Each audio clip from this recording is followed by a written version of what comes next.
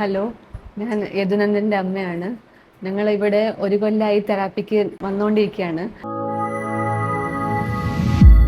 ആദ്യം അവൻ വരുമ്പോൾ 4 വയസ്സായിരുന്നു അവന്.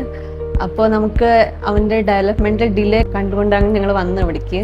അവൻ്റെ പീഡിയാട്രീഷ്യൻ റെഫർ ചെയ്താണ് ഇവിടേക്ക് അക്കര ഫൗണ്ടേഷൻസിലേക്ക്. ഇങ്ങനെ തെറാപ്പി ഉണ്ട് എന്നൊക്കെ ആദ്യം അവരാണ് റെഫർ ചെയ്ത്.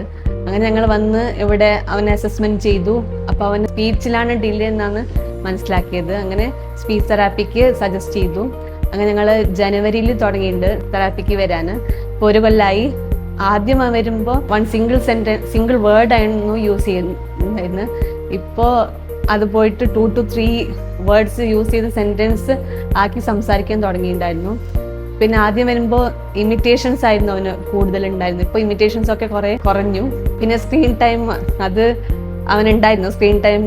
അതുകൊണ്ട് അവന് 3 ലാംഗ്വേജ്, ഇംഗ്ലീഷ് അവൻ പഠിച്ചതിന് സ്ക്രീൻ നോക്കിയിട്ടാണ്. ഇംഗ്ലീഷ് കാർട്ടൂൺസ് ഒക്കെ നല്ലോണം നോക്കിക്കൊണ്ടായിരുന്നു. 2 to 3 hours ഒക്കെ പെർ ഡേ നോക്കിക്കൊണ്ടായിരുന്നു. ഇപ്പം അത് കുറഞ്ഞ് ഇപ്പം ഇല്ലാന്ന് തന്നെ പറയാം. മുമ്പ് ആദ്യം അവന് ചെറുതിൽ തന്നെ സോഷ്യൽ ഇൻട്രാക്ഷൻ ഉണ്ടായിരുന്നില്ല. കാരണം അച്ഛൻ, അമ്മ, ഫാമിലി മാത്രമാണ് ഇൻട്രാക്ട് ചെയ്തുകൊണ്ടായിരുന്നത്. പുറമേ നിന്ന് ആരെങ്കിലും വന്നാൽ അവന് ഫേസ് ചെയ്യാൻ തന്നെ അവന് ബുദ്ധിമുട്ടായിരുന്നു. അവൻ കരഞ്ഞുകൊണ്ടുണ്ടായിരുന്നു ആരെങ്കിലും പുറത്തുനിന്ന് സ്ട്രേഞ്ചറൊക്കെ വന്നാൽ. ഇപ്പം അങ്ങനെ തന്നെ. ഇപ്പം അങ്ങോട്ട് പോയി സംസാരിക്കുന്നുണ്ട് അവൻ. എന്താ പേര് എന്നൊക്കെ ചോദിച്ചിട്ട്, എന്താ വന്നതെന്നൊക്കെ ചോദിച്ചിട്ട് അങ്ങോട്ട് പോയി സംസാരിക്കുന്നുണ്ട്. അതും ഒരു ചേഞ്ചസ് തന്നെയാണ് അവൻ്റെ ഇത്.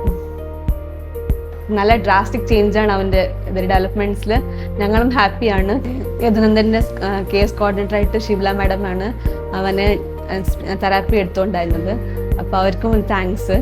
എന്നുവെച്ചാൽ ഇത്രയും ചേഞ്ചസ് അവനെ കൊണ്ടുവന്ന് തന്നെ അവരൊരു കാരണമാണ്. പിന്നെ അക്കര ഫൗണ്ടേഷൻസ് പറയാൻ പറ്റുന്ന നന്ദിയാണ്. വളരെ ഹാപ്പിയാണ് ഞങ്ങൾ.